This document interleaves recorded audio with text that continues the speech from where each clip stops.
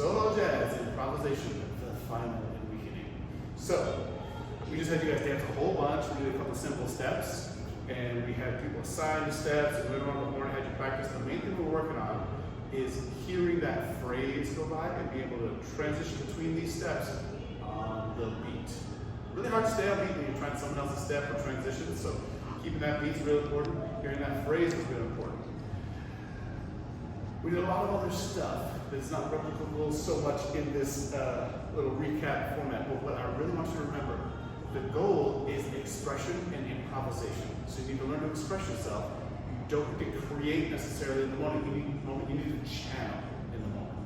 So we try to open our ears to music, open our eyes and ears to our people we're jamming with or other things on the floor, the situation you're in. Take in things, and it will help you put out things with less planning.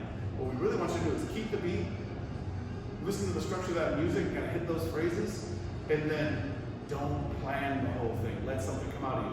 The most successful thing we had, the best dancing of the whole night, was when I said, all right, we're going to go around the horn, everyone's going to take a phrase at a time, we're going to jam, no jazz steps.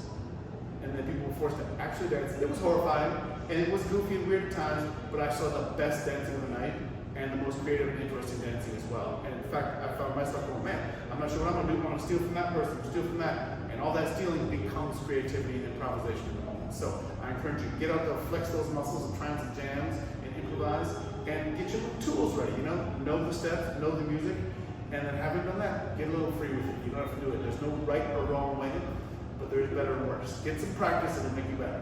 That's it.